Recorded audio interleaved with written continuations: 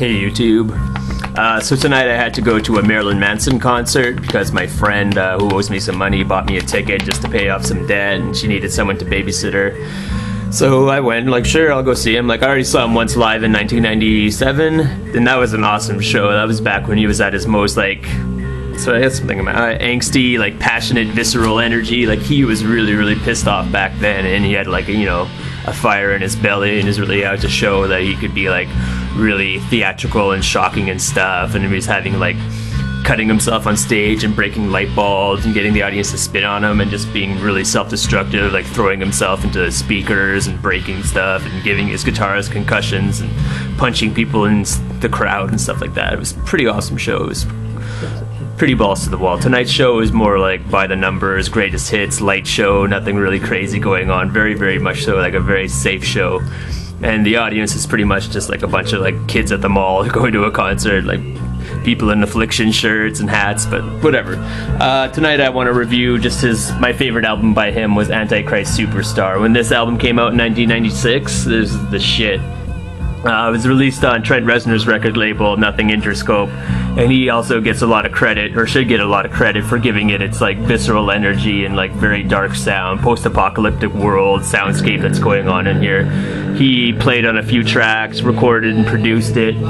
This album actually took 7 months to record too. I don't know what the story is there, but there's lots of rumors and stories of drug use and homoerotic activity and like, just drug experimentations and lots of late nights and probably a lot of lazy can't play because you're all fucked up kind of days. But the final outcome of the project's pretty good. I'd say this is probably his masterpiece album if he has one.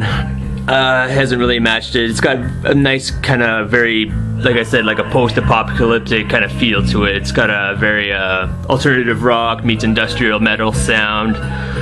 And yeah, it's very much so like shock rock back in the day.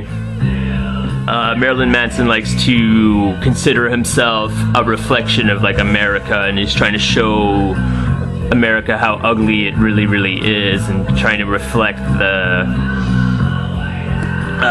just the stupidity and ignorance of it, I guess, just how ugly it is, like how it'll have, graphic war imagery on the news on one channel, and then you can change it and it'll be like a makeup commercial on, and then like one channel will have all this kind of like a documentary on serial killers and showing crime scenes of murders, and then another channel is like, oh, Ashley Simpson's in the news again, it's just all the contradiction, and he tries to embody that and reflect it and show how like angry and dumb like the world really is.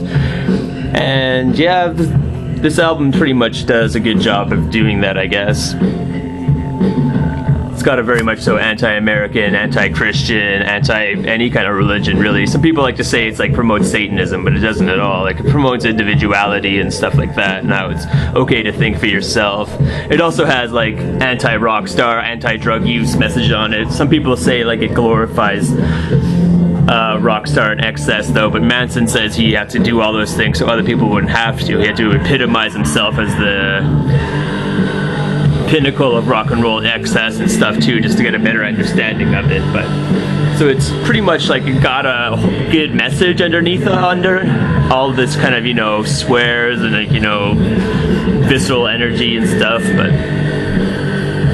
it's really up for interpretation. Like, it's kind of a loose concept album, divided into 3 chapters about like this. It's like this, using this metaphor as a young boy is a worm who's like abused and neglected, and he grows up and becomes like an angel or a butterfly or a rock star. He uses all this kind of imagery as comparison, and then in the 3rd chapter he becomes like self-destructive. Like, I think something happens, like he overdoses and he goes and sees God, and heaven's dead and heaven's empty and it's not really real, and he's just staring at himself. So it's very much so about being your own God and being your own person. Kind of got a positive message in there when she would dig underneath all the like the grit and dirt and ashes and stuff like that. Very creative lyrics. The music on here is kind of simple. Like, I've been in a few bands that have covered Marilyn Manson songs off this album, and I guess it's pretty simplistic. All the guitars and stuff on the majority of the songs are played in this something called the diminished pentatonic minor scale. It's a scale in D, and it is also, this scale was banned in the Middle Ages because it was considered to have demonic qualities, which is pretty weird. I don't know a lot about that, but sounds crazy.